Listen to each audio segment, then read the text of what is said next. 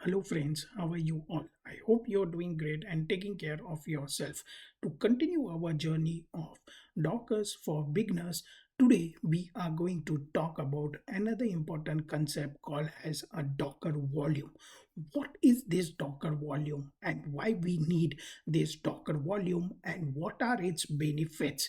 At the same time, we will be talking about how to create the volumes, how to share those volumes between the containers, all that stuff we are going to talk in today's video. At the same time, we will be also having a hands-on session of how and what command needs to be executed in order to create your Docker volume and attach it to container and share between the different containers. So without much further delay, let's get started.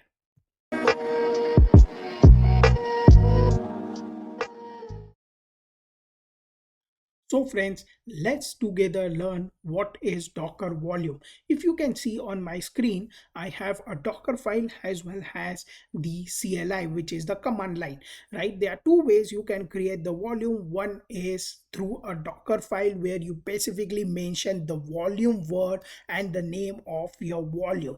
For the command line, you can use Docker volume, create and the name of your volume. The create will create the volume which you want.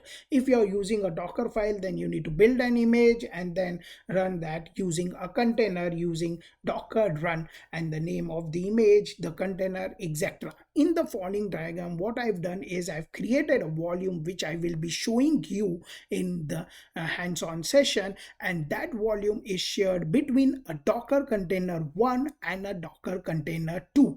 So what is this? So even though if a Docker container 1 goes down, that volume will still persist and it will be seen on a Docker container 2.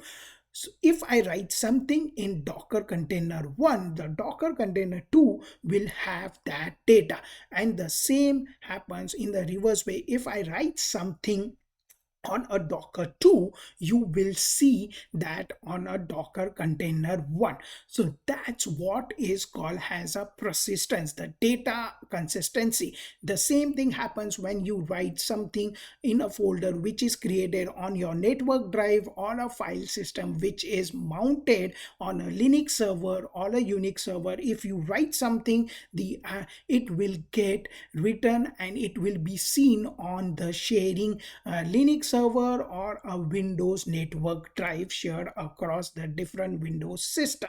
So that's what is the benefit of the Docker volume. It helps you in storage, the data consistency is there, it is persistence. So now let's get down into the theoretical stuff. So what is this Docker volume? In simple words, the Docker volume is nothing but a place where you store your data files, which is a Linux file mount system, which is your network drive where you have created a folder on the Windows system and now you're sharing that folder which has the files. Note, the Docker volume do not get deleted when you stop the container since they are persistence. So that's one of the important benefit of having the Docker volumes. Why we need Docker volumes? Share across different containers, right? That's important. Storage, data persistence. Tomorrow if something gets deleted, you have that data across. Reusability, you can use the same volume with different containers, like we use the file system which is mounted on the Linux server or the Unix server, or the file or a folder which is mounted on the network drive, so that many people can share that and use it. The portability, right? Easily backup movement from one drive to another. Consistency, right? If you write something, it is consistent across different Windows systems, Linux servers, because it's a shared, right? How to create the volume? As I mentioned, you can use the docker volume create command to create your volume. How can you attach that volume to a container? You can use the docker run it, means interactive terminal, the name of the container, the volume. Now what I'm doing is I'm mounting the my volume name under app data, and I'm using an Ubuntu image and the bash because I don't want my container to stop. It should run in the shell stuff. How to delete a volume? Even though if you delete a container, the volume would not be deleted until you execute this command, which is docker volume rm my volume. F minus f is forcibly. I hope you got from the theoretical perspective what is the volume, what are the benefits, what are the commands to create that, delete it, attach to the container. I am excited to show you the demo hands-on session. So let's quickly get into that. So friends, I have just launched my Docker desktop, and as you can see on the screen, there are no volumes created in it. So what we are going to do is we are going to create the volume. If you have a Docker desktop, you can directly click on the create volume and you can create it. But let's make our hands dirty by executing the commands.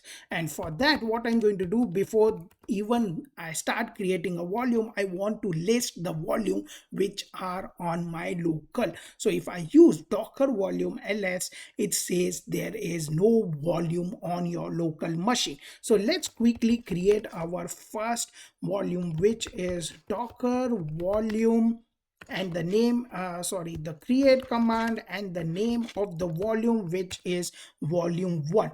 As soon as I type here, you can see on my docker desktop the my volume is created and it has nothing inside it. There is no stored data, none of the containers are using it, nothing to be exported, it is not in use. So if I type here docker volume ls, it will basically show me that I have created a local I've created the volume 1 on my local machine. Now interesting, if I use docker inspect the name of the volume, which in our case is my volume, it will give you the details, when it was created, what is the mount point of it, what is the scope of it, what is the name of my volume. I hope you got an understanding of how to create now volume. Let's quickly jump into attach this volume to a container in a minute. So friends, until now we have seen how to create the volume, but let's now quickly go through how to attach that volume to the containers. So let's quickly go and check. But before that, let's again do docker volume ls, and we see we have two volume. One is volume my volume and the second one is my volume 1. Okay, we will also do docker inspect my volume 1, and if you see, it gives us the details, what is the mount point, my volume 1, the scope of the volume, the label, etc. Let's quickly now execute a command called as a docker run minus it, which is our interactive terminal, minus d minus name of the container, my container 1, minus v, which is the volume I want to attach, my v1, my vol 1, and it should be under app folder when I run this container. And the image I'm using is alpine and I'm going to use sh. So let's quickly execute this, and you can see it has got executed. You can see the container is being shown on my docker desktop. If I use docker ps, sorry for the typo, docker ps, it shows me one of the container is running and it has been created 17 seconds ago. So let's clear the screen. Let's do doc how to get into container. Docker exe minus it. The name of the container is container1sh, and now I am into the interactive shell. So I go and I do ls minus lrt. I see the app has been created here on April 5th 2016. So I just clear the screen. Okay, I'll go into the app, sorry, cd slash app ls, and there is nothing inside the app. So let's quickly create our next container, which is docker minus docker run minus it minus d detach minus name my container 2, and I'm going to use minus v volume 1 app and alpine sh.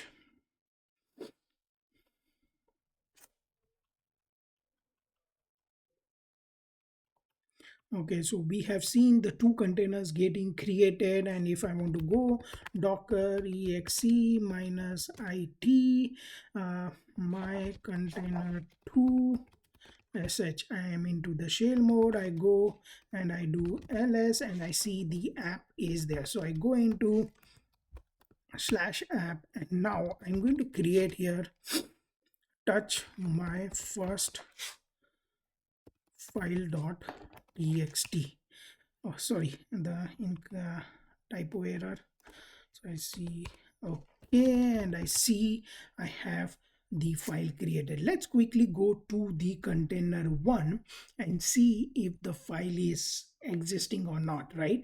So if I see here, the file is exited, so that means the whatever I have created in container 2, the container 1 can see that. Now let's quickly